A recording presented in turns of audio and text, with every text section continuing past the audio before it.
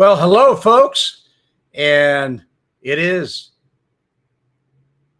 July 25th, 2024. The old day we used to call this Christmas in July, the 25th. But anyway, I'm Red We Met, and I'm back to talk to you today. Unscheduled, kind of unscheduled for a lot of reasons. A lot of things have been going on in my life. I'm going to share some of them with you.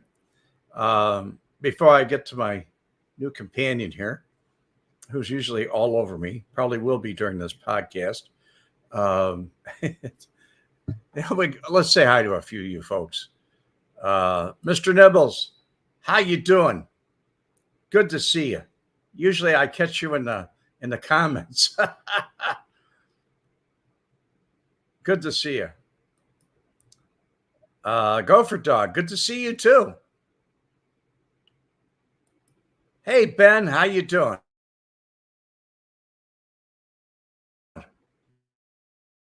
On that just in a few minutes here. Hang on. I'll be with you. Holman Sanders, how you doing, buddy? I'm glad you're doing great. John Wallace, how you doing, John?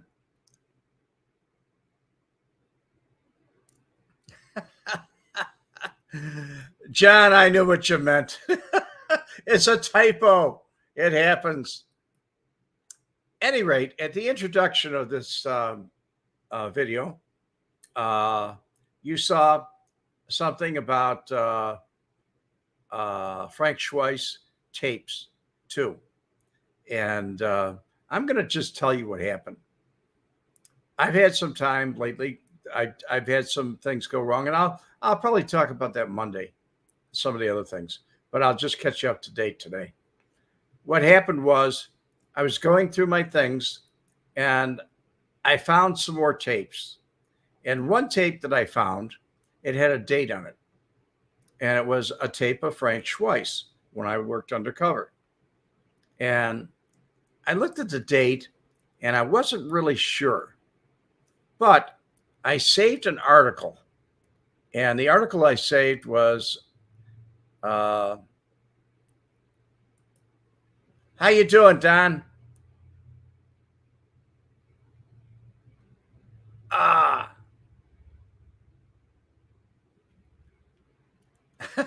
Thank you, Don.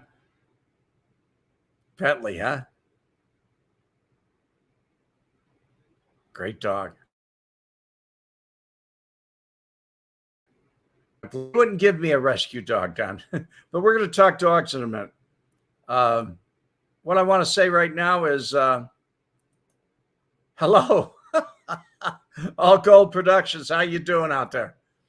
Hello, hello, hello. Any rate, I was going through and I was looking at the date on it, and the date was January 12th, 1988. And so I pulled up a newspaper article from the Tribune, which I'm going to post up here. As a matter of fact, I'm going to post it right now. And if you read this article in the very beginning, this talks about a lot about different things that Frank Schweihs said. This article is actually from September, I think, 19th, 1988. And in the very beginning, on tape, saying that he was going out of town to make a hit. Now, this was in the papers, and I think I have the tape. I know I have the right tape. It's just a matter of, am I going to be able to transport it to digital? And I don't really know if I can.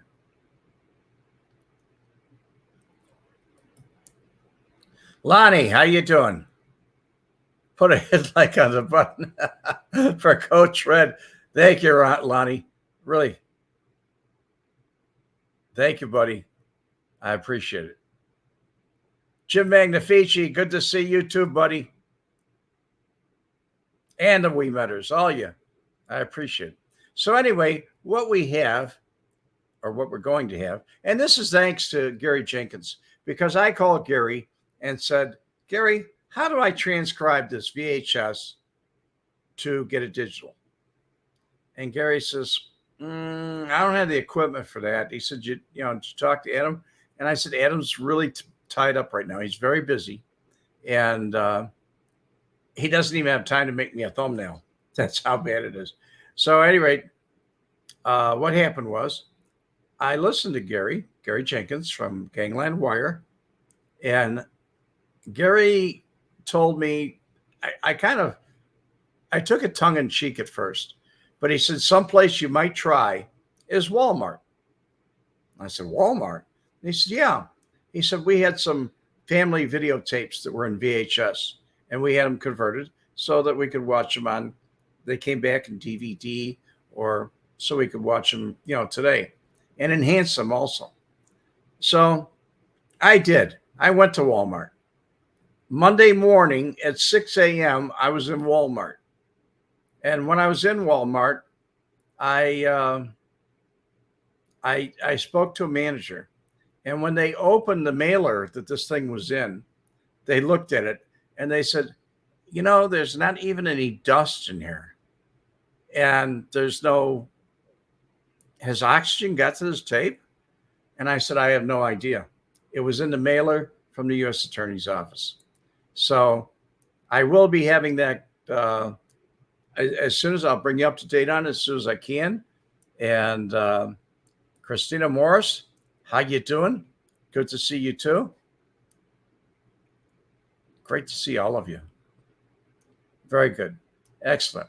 In the meantime, going back a little bit in time here, what I had happen to me was I had a beautiful dog that I had for a long time.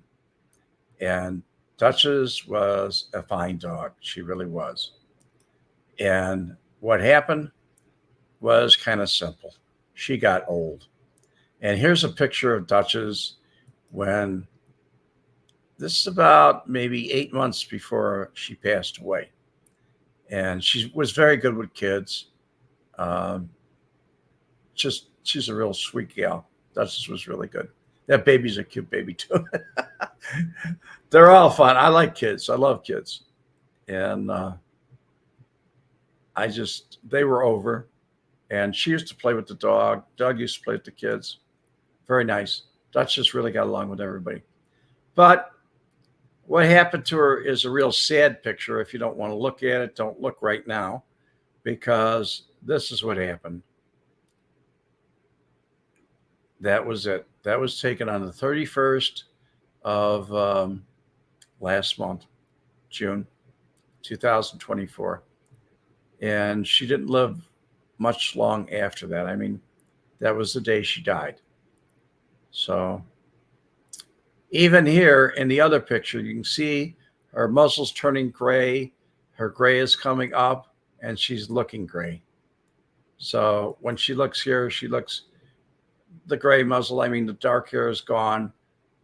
She was started to go. It was 14, 15.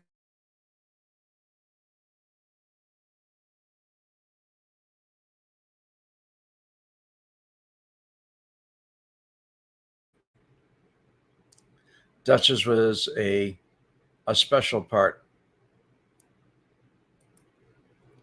Frank Ferrero, I become a mystery man? I don't think I'm that much of a mystery.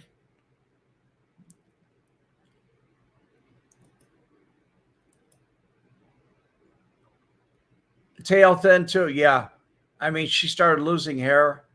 She was in bad shape. Very bad shape. So for the last couple weeks, or actually now it's 3 weeks, I've been looking around, and hey Scott, good to see you, buddy. I've been looking around, and I just happened to, I've had Dobermans all my life. I've been breeding. I'm registered dog since 1970. That was my first stud dog, and all my dogs have been AKC. And what I did was really stupid. I went to adopt a pet because I wanted to rescue an animal.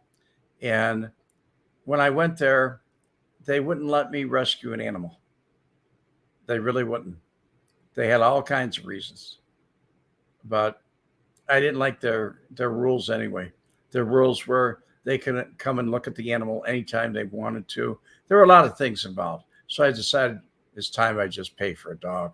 I don't want to rescue one. I want it to be mine. And so thank you, Robert. But it was her time.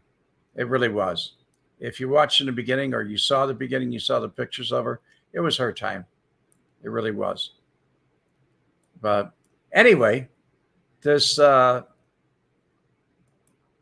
Jim Magnifici made the memories of Dutchess you made and shared comfort now and the future red. Pets are family. Yeah, they are. And it's hard when they cross over. No, it wasn't hard for me, Jim. I saw her deteriorating and I just didn't take her someplace and get her a shot and put her to sleep. Actually, she's buried in the backyard and I did it myself. And that's the way I am. I mentioned that to somebody, a friend of mine, Bud Gibson. He had a Doberman that was dying of cancer. And I told him, I said, you ought to dig a hole for her. And they thought I was cruel when I said that. But I've always been that way. I've buried a lot of pets. But anyway, let's get to my pride and joy here. All of a sudden, this little guy comes along into my life and I see him and I say, wow, he's a German Shepherd. I mean, he's a good dog. He's got big ears. He looks good. And so I called the people. Actually, I wrote him an email. And it was in the middle of the night, like 1 o'clock in the morning. And I left my phone number. And they called me back. Or they sent me a message. And I called them right away. And I'd already been to Walmart to take care of my my video transfer, but I decided to go take a look at the little guy. And I did. And sure enough, I brought him home. And when I brought him home, he was very hard to photograph. He moved around quite a bit. That's him in the living room floor. That's a box that he went after. But here's when I finally got him to lay down. And the shadow, you can see the shadow from the boxes, whatever. But he's laying down facing the other way. I couldn't get a face shot of him. But I worked at it a while, and I finally did. And you know what I did? I got a face shot all right, but guess what? He put his face in a bowl. He has the same habit that Dutchess has. He lays down when he eats. Sometimes he'll lay on his side and just put the side of his mouth in there. He's exactly 5 months and 2 days old. And he has an appointment to go after the weekend. He's going into the vet and get all his permanent shots that he needs and whatever else he needs too. But we'll take care of that. So that is my Duke. Thank you. Thank you, Christine. I think he is too. Christina. Casper, it happens.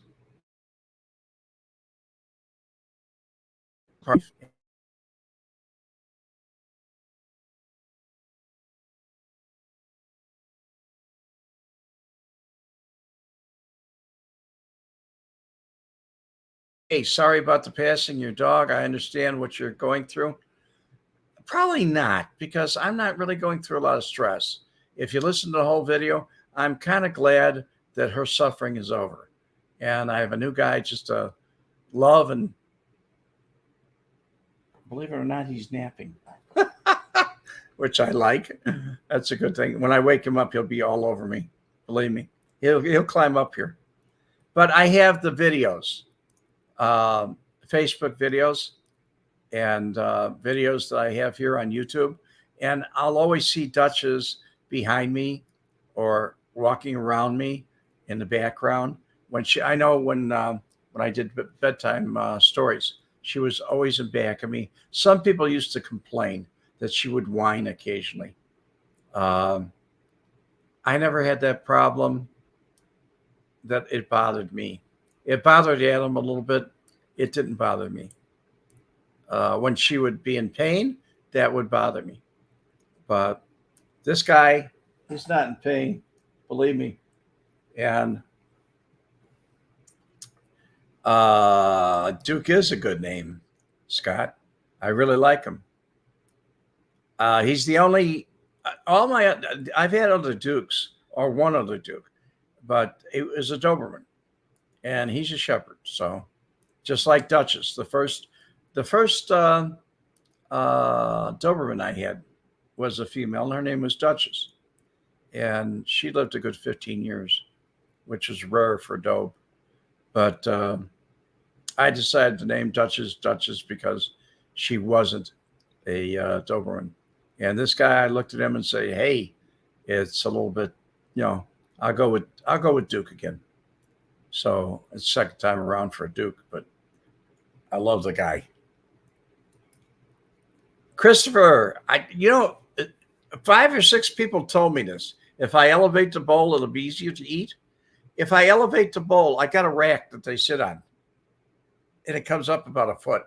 If I elevate it, they don't eat. They look and they sniff and they whine. They don't like it when it's up in the air. I don't know why. Yes, it's easier on their throat. It's easier for them to swallow. It's easier for water. It's easier for everything. But it's just not. It doesn't work. Thank you, Chris. I appreciate it, Christopher. But it's not easier for them, the ones I have. I've tried it. And this guy, he thinks I'm taking it away. If I put it up, maybe up to the top of his legs, he thinks I'm stealing it. He gets upset. He's biting at the food like it's a starved dog in a meat factory. But thank you for the wonderful thought and the thought that goes into it. Thank you so much, Lonnie. Big Red.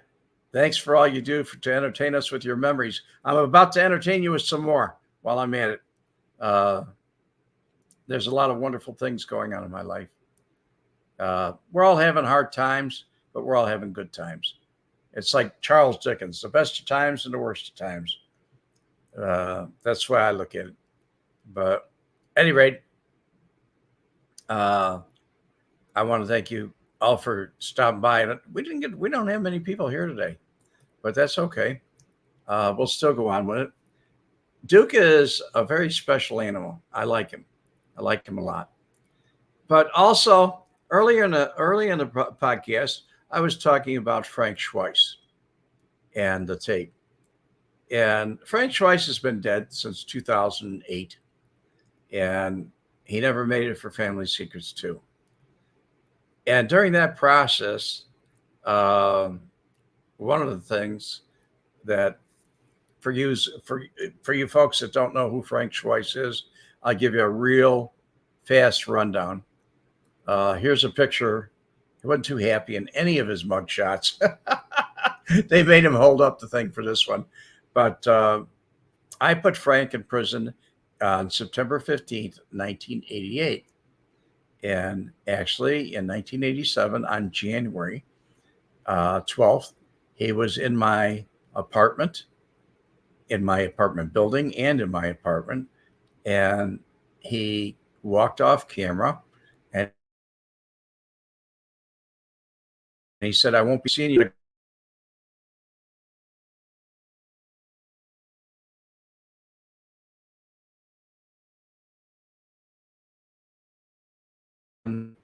Whoa, a little bit of lightning there.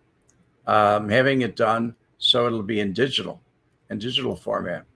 And that should be good. That'll be very good. Scott, I had a very negative with every one that I called, every one of them. It seemed like they have a union. They were very difficult.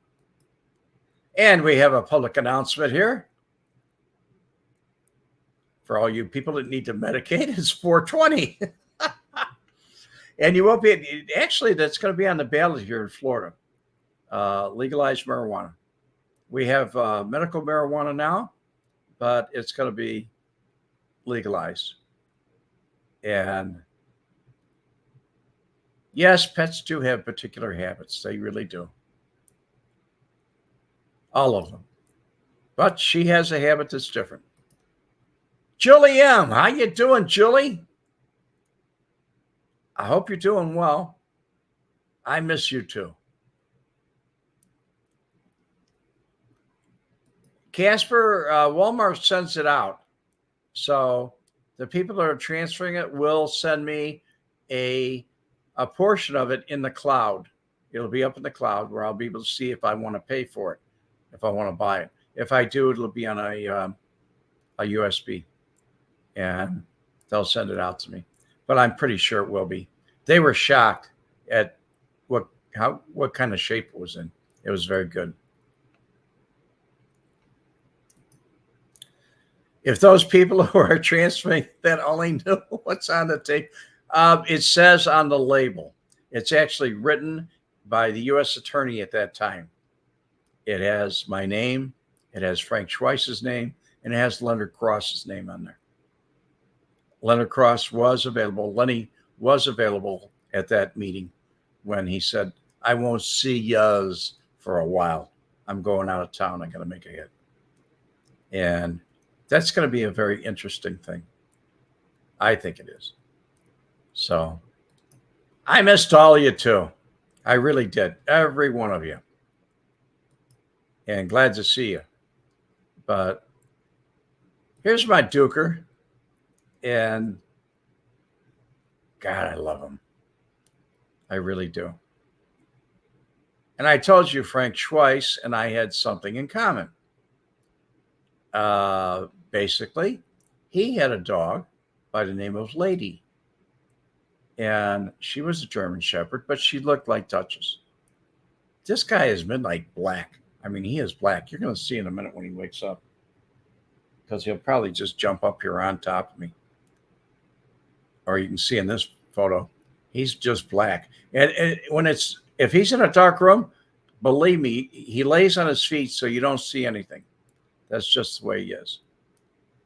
But Frank Schweihs, who I had the mugshot, not a happy camper there, but he was the bodyguard originally when I first met him in 1968. He was the bodyguard of Milwaukee Phil. And I met him, Milwaukee Phil, Tony Spilaccio, and a lot of other people at American Bonding way back in the day. Before the 90s, when Mr. Cosenza says I didn't do any of these things. I never saw these people. I never met them. I never went to any events that they did. I don't know. The guy's a nut. He really is. He talks about my 10 biggest lies, and all they are is his bullshit that he made up. But anyway, folks, I think he's handsome. Thank you, Jim.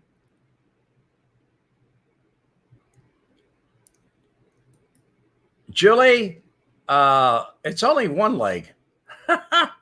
And I have a picture of that. We'll talk about that later, not today. Maybe we'll talk about that Monday with other things. And let's see what I get back. I appreciate it. Thank you for the thought, though. It is doing better. As a matter of fact, one of my nurses, when I posted that on Facebook, one of my nurses looked at it and she made the comment, "You got that covered." And she put a U, the letter U, and she says, "You got that covered." She's really happy with how it's progressing. It's actually doing a lot better than we ever hoped it would. It's not taking as long. But that's the way it is. Yes, he is a handsome dog. Thank you so much. He is.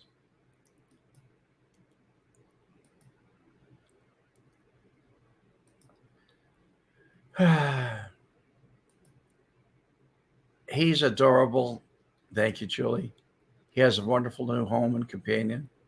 He's a lucky dog. Yes, and I'm a lucky man because I got a good, healthy dog. I really did. So Phil has the eyes of fire. I don't know. I never found, according to Frank Collada, which I didn't always agree with. He said he thought he saw death in his eyes whenever he looked at him. I saw him as a jovial person, and when I talked to, uh, I'm trying to think of their names, Seafords, the Seaford boys, Nick and Joey Seaford, they never had anything negative to say about Phil. As a matter of fact, he used to send out for special food for them. He was very good. He was a very warm and wonderful man. Now maybe he killed people, maybe he did a lot of things, but we didn't know about it. So when you say he has the eyes of fire, maybe he did for some people. Gabby, how you doing? Gabby Rodriguez. How you doing there, Gabby? Thanks for saying hi. Bill Davison, how you doing, buddy? Yes, he is a beautiful shepherd. I'm so used to saying when I think of a dog, I'm thinking about Dutchess, but he is a gorgeous dog. He really is. Are you awake, Duke? Duke, you're sleeping. Okay. Come here, baby. Yes. Oh, were you sleeping? My Duker boy. Yeah. You coming up here? Come on. Say hi to the folks. Say hi to the folks. Oh, yes. Say hi to the folks. Yes. Yes. Did you just wake up, baby? Huh? Did you just wake up? Oh, stand up here. Let us look at the camera. Can we get you to look at the camera? Put your ears up. Don't bite my hand. I'm not a chew stick. Oh yeah. Oh yeah.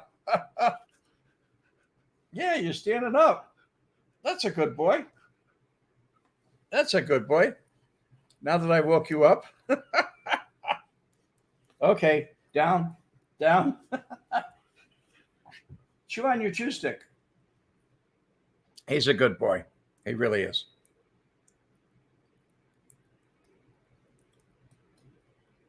Lonnie, just got to elevate those legs, Big Red. Get a little muscle rub, yeah. He's a good dog. He really is. He's great.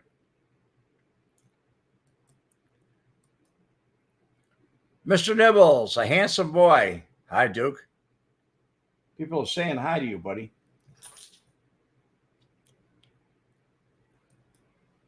Christina. Yeah, he is a gorgeous boy. Tommy Bridges. Yeah, he's my little Duker. Someday he's going to be a big hound, though. There's no doubt in my mind. Julianne, good to see that smile on your face. I try to smile all the time. I just try to do it all the time. It's one of those things that I don't like to frown. And I've got a lot to be thankful for. I really do.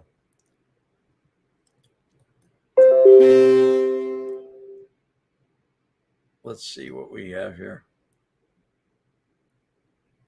I'm doing well. Nice dog. I lost my beloved dog baby back in 2018. Wow. After you, a year after you, you saw this.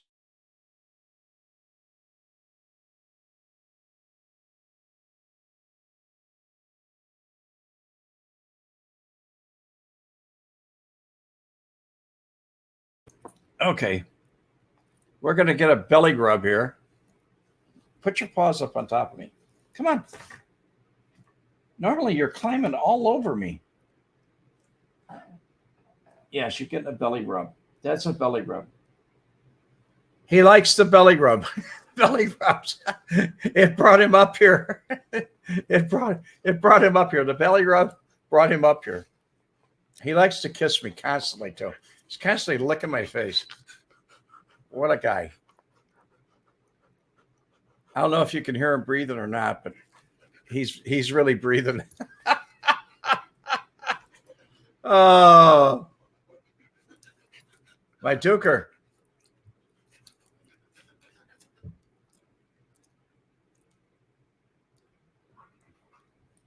Yes, Duke has really brought a lot of smiles to my face. And I thank the people that I got him from too. They're from Alabama, and great folks. Great folks. I'm really I'm really happy, very happy. So I got the big smile on my face, and I've got some new things coming up. That thing on Frank Schweihs, I think you're going to love it. If I get it, I'm betting that I'll have every bit as good or better than what Adam transcribed. You'll be able to hear and see just what it is. I'm betting, but I've lost bets before too. Lonnie, Big Red, if you could do it all over again, adult bookstore, strip club, would you go back into the adult industry knowing the mob's involvement? Probably. Unlike some people that talk foolishly because they don't know what the story is, nobody really came to muscle me. I went to them and said, this is the business I'm going into. How much is it going to cost me? And when the original people I went into left the business or left me, they went to prison or something happened. It just passed on to somebody else. Somebody else came by and said, just because so-and-so is gone doesn't mean you don't have to pay. So you'll pay me.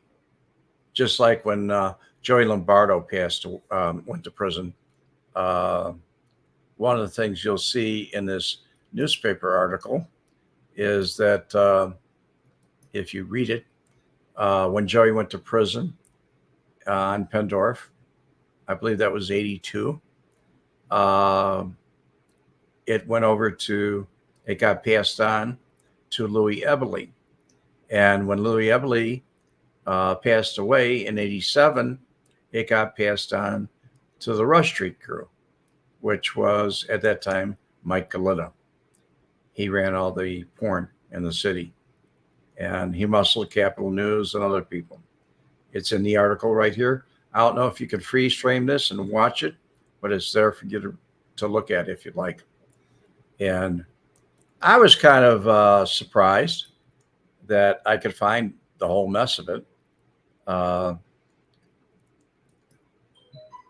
Midwest Lee, I'm fumbling with my speech here. Midwest Lee, good to see you. Very good to see you. How you doing? And Julie, I love the name Duke. He looks like a Duke. Thank you, sweetheart. Timothy Foster, I'm doing chipper, buddy. I'm doing fine. How's Duke doing? He's doing terrific. He's chewing on a bone right now. That's the way it is. Lonnie, did any of the mob chiefs try to get you to go to Las Vegas with the crew and run a couple clubs for them? No. Nobody really pointed me in any direction and told me I had to do anything or I should do anything. They were things that I just did. When I invented Rush, and I did invent Rush, they found out about it, and somebody lightly came to me, a collector. He wasn't collecting for that. He was collecting for something else. And he came to me and he said, are you going to put in for that or not? And so I said, yeah, I'll put in for it. And we came to a figure. And it was a flat rate. It wasn't a percentage. I didn't do anything on percentages, Lonnie. but that's the way it was back then. And I don't have any regrets. I made millions of dollars, guy, and never once did I have a mean word put to me. Uh, the worst anybody would say to me was, I don't know. They say things like, hmm. I'm trying to think of somebody that really said something mean to me, or bad to me, or threatening, and there wasn't anybody. A couple cops, but I took care of them myself. John Wallace, Albuquerque's nickname is the Duke City. Well, that's information for me. I didn't know that. Now I know where Duke City is. It's nice and hot here. I don't know what it's like in Albuquerque, but I'm in Panama City Beach, and it is hot here today. It is like 90 degrees. It was hotter the last couple days, but it is what it is. And you might say I'm really smiling a lot because it's been good, and I am happy. I'm happy to see some of you folks. I'm happy to see all of you folks. It's one of those things where I kind of miss doing my Mondays. I'll be on Monday again. This Monday I'll be on for sure. And if Adam doesn't turn around on Wednesday because he's busy, he's having problems with the heat out in Las Vegas. It's about killing him out there. But I'll try and do a Wednesday too. We'll try and get back to you more. We'll try and get some things. I know we got subjects to talk about. Bill Davison. I turned 21 years old in 1985, and I remember going to Faces on Rush Street. In 1985, I was there, guy. And the Hang Up, other bars. I was in Faces in 85, 86, 87. As a matter of fact, you might have seen Frank Schweihs standing next to me back in those days. That was the way it was.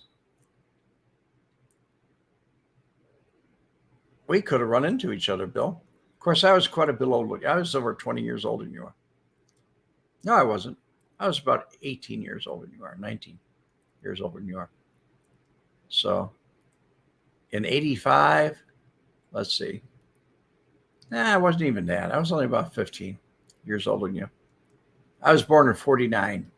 So, yeah, I'm an old man. Jim Magnifici, were you an unknown courier for the Skim when you went to Vegas and brought back the satchel for? Yeah, that one time. That one time I brought a bag back for Jimmy. And I still have the bag, believe it or not. But I brought him back some shoes, and he paid for my vacation. And I won some money and bought a six flat. But never looked in the bag, and I was an unknown courier. I just didn't do it. I didn't know I was doing it. So it's 80 degrees, Jim Jager, in Cedar Rapids, Iowa. Perfect weather. I could deal with 80. 80 doesn't bother me at all.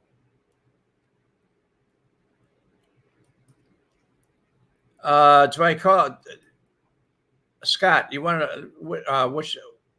Do you recall what year you moved out of Cicero? I certainly do. It was 1966. I had joined the Marine Corps in 65. And in 1966, I left Cicero, and I didn't come back for many years. Yes, Bill. Mother's was a great place too, except there were too many fights there. That was over on Division at the end of Rush Street or State Street, whatever that was, when they all blended together down there. I remember Mother's quite well. And there's all those places. I mean, they were all something. They were swinging in the 80s. But even Mr. Kelly's and some of the dinner places, I went to some of them, and they were good too. There were a lot of things.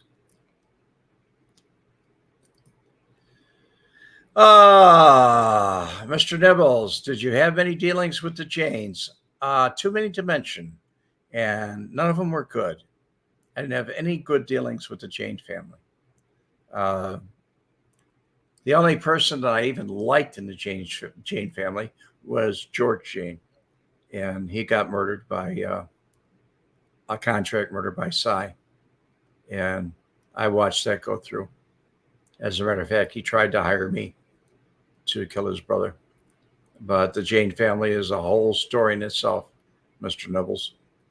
Uh, Cy, his brother, he had several brothers, but the one I'm thinking about right now testified at Ken Hansen's trial.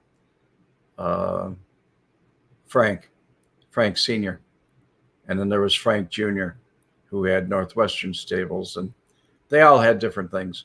I don't know if Frank Jr. is even around anymore. I don't think he is. But yes, I had a lot of dealings with him. Division Street. Yeah, there were some great bars on Division. I enjoyed it. Big Red. Would you have Leo DiCaprio to play you in a biopic, or Matt Damon, Robert Redford if he was younger? Robert Redford could play me as an old man, but not back in the day. Leonardo DiCaprio, he'd be okay. Matt Damon would be okay too. Uh, either one would be fine. Probably Matt Damon would be more energetic like I was. Leonardo DiCaprio, I don't know. He could play it too. I liked him in The Departed. When I watched The Departed, that was what it was like. So, Jim Magnifici, any further progress on the second book? The second book was written in 2017 after I published the first book. I have not released it yet. And I'm not going to give you a notice on when it's going to be released. But I have it. It's right here in my drawer. And I have to actually copyright it and do some things to it. But it is finished. It's actually done. I had a lot of fun doing it in 2017. 2016 is when I released Nobody Cares and What I Did About It. And surprisingly enough, most people now seem to be buying it from Amazon. I don't have that many people that ask for an autographed copy anymore. So that means that there's people that don't watch me on YouTube or something like that. But that's the way it is. Lonnie, I like your ideas. I really do. And thank you very much for thinking about it. It's just, I don't know if I'm made for the big screen.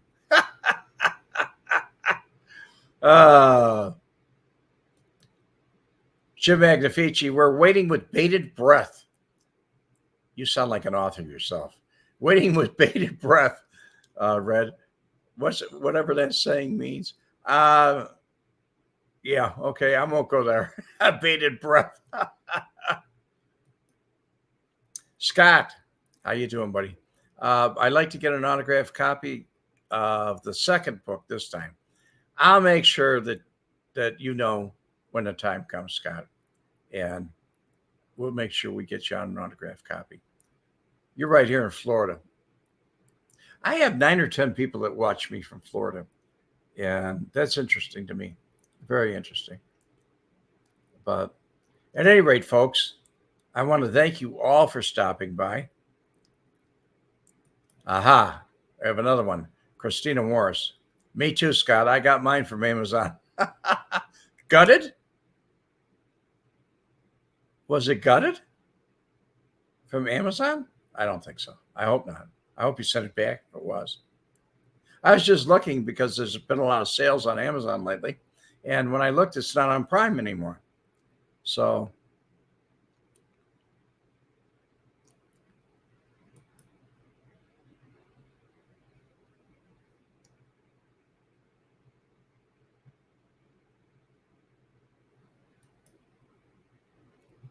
Yes, I should have gotten the same coffee. Scott, you got yours off of eBay. Okay. They're asking a lot more money on eBay than I am. I don't know how they're doing it. So it just is what it is. Great to see you too, Frank. You have a wonderful weekend. And if you're around Monday, I'll probably see you on Monday. Let's see. Orlando got some storms coming. I'm nowhere near Orlando. Thank you, Lonnie. I'm up here in the Panhandle. I'm up at Panama City Beach, not far from Pensacola, not far from Alabama. A little bit different up here. This is the country folk. Everybody speaks with a Southern accent because they are Southern. Love the book. It was amazing. Just wish I got a signed one. I will for book 2. Thank you. Thank you. Gabby Rodriguez, Red, thinking about buying your book, but I'm not working due to the stroke. Maybe my birthday in December. I'm sorry, Gabby. You've been talking about that for a long time. You've been sick for a long time. That's not good, buddy.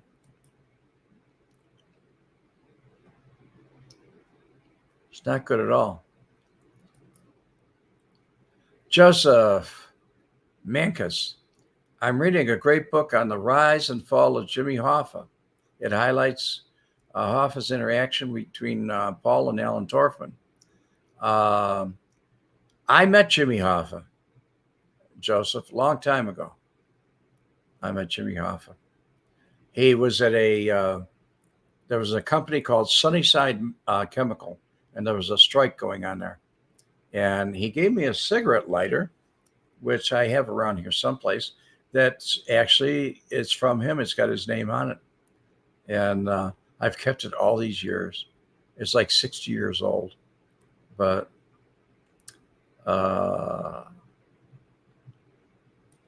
Frank says, Frank Ferrero, I got mine from the man himself. That's good, guy. Gopher Dog, have a blessed night. Good to see you. And meet Duke. Thank you so much. I really appreciate it. Yeah, it has been a long time, Gabby. It's been 5 years.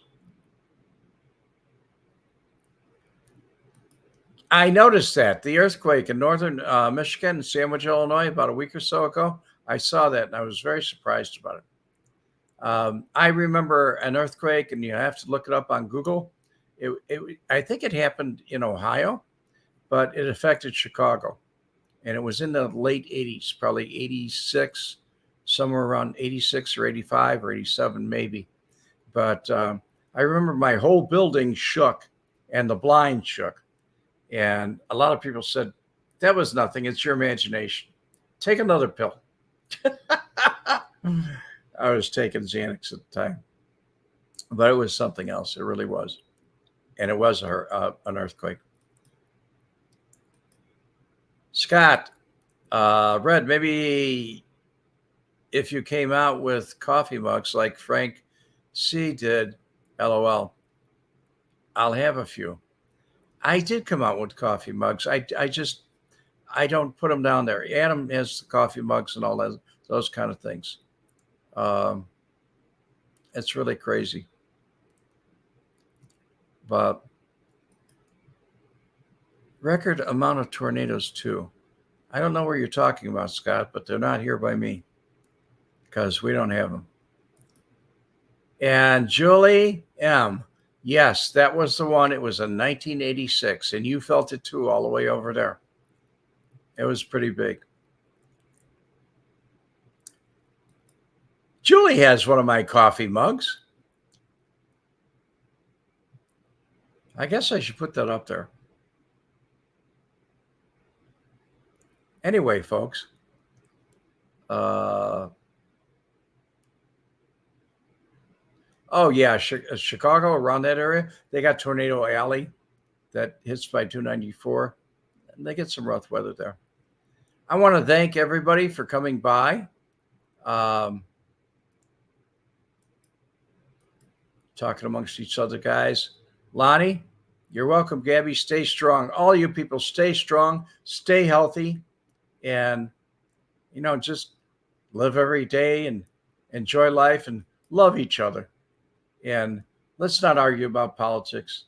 It's going to happen. No matter what's going to happen, it's going to be that way anyway.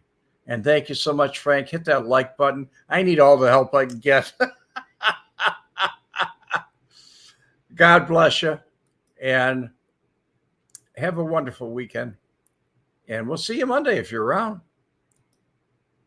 Very good seeing you, folks. I enjoyed it very much. Broadway Met, out. The combination of the videotapes and Ouimet's testimony resulted in the conviction of 2 men on extortion charges. One of them was Frank Schweihs, known in syndicate circles as the German, a feared mob terrorist and a suspect in a number of gangland murders. He was described to me by other outfit individuals as the most feared hitman. And as he said to me, my reputation precedes me, son.